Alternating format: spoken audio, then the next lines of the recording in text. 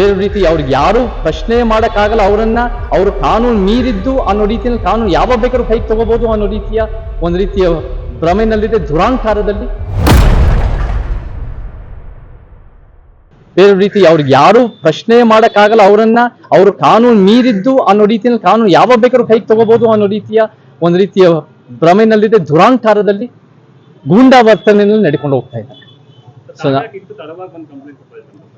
ಇದು ತಡವಾಗಿ ಅಂತ ಪ್ರಶ್ನೆ ಬರಲ್ಲ. ಇಲ್ಲಿ ಏನಾಗಿದೆ ಅಂದ್ರೆ ಪ್ರತಿದಿನ ನಮಗೆ ಏನೇನು ಮಾಹಿತಿ ಇದೆ ಎಲ್ಲ ಕಳೆ ಹಾಕಿ ಎಲ್ಲ ಸಂಗ್ರಹಣೆ ಮಾಡಿ ನಾವು ಎಲ್ಲ ಸಂಘಟನೆಗಳ ಮುಖಾಂತರ, ನಾನು ಒಬ್ಬನೇ ಬರಬೇಕು ಅಂದ್ರೆ ಅವತ್ತಿನ ದಿನನೇ ಬರ್ಬೋದಾಗಿತ್ತು, ಬಟ್ ಎಲ್ಲ ಸಂಘಟನೆ ಜೊತೆಗೆ ಸೇರಿ ನಾವು ಬರಬೇಕು ಅಂದಾಗ ಒಂದು 5-6 ದಿನ ಆಗಿ ಪಕ್ಕ ನಾವು ದಾಖಲೆ ಇಟ್ಕೊಂಡು ನಾವು ಇವತ್ತು ಬಂದಿದ್ದೀವಿ. ಇವಾಗ ಏನು ಹೇಳಿದ್ದಾರೆ, ನಮಗೆ ಅಕ್ನಾಲಜ್ಮೆಂಟ್ ಕೊಟ್ಟಿದ್ದಾರೆ. ಅಕ್ನಾಲಜ್ಮೆಂಟ್ ಕೊಟ್ಟು ಅವ್ರು ಏನು ಹೇಳಿದ್ದಾರೆ ಅಂದರೆ, ಅವರು ಒಂದು ಲೀಗಲ್ ಒಪಿನಿಯನ್ ತೊಗೊಂಡು 4ರಿಂದ 5 ಗಂಟೆ ಒಳಗೆ ನಮಗೆ ಏನೇನು ಕಾನೂನಾತ್ಮಕವಾಗಿ ಮಾಡ್ಬೋದು ಅಂತ ಮಾಡ್ತಾರೆ ಅಂತ ನಮಗೆ ಮಾತು ಕೊಟ್ಟಿದ್ದಾರೆ. ನಾವು ಅವರನ್ನು ನಂಬ್ತಾ ಇದ್ದೀವಿ.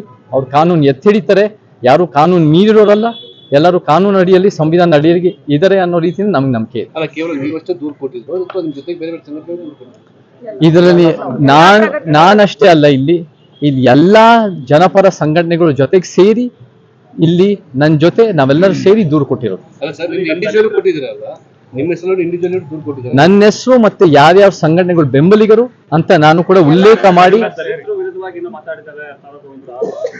ಯಾರ್ಯಾರು ಅದನ್ನ ನಾವು ಮುಂದಿನ ದಿನಗಳಲ್ಲಿ ನಾವು ಮಾತಾಡ್ತಾ ಹೋಗ್ತೀವಿ. ನಮಗೆ ತಾಳಕ್ಕೆ ಯಾರು ಒಂಥರ ಕುಣಿತಾ ಇದ್ರೆ, ತಾಳಕ್ಕೆ ಒಂದು ರೀತಿ ಈ ಬೇರೆ ಬೇರೆ ರೀತಿ ಒಂದು ದಲಿತ ವಿರೋಧಿ ಮಾತಾಡಿದಂತೆ ಆರೋಪ ಇದೆ.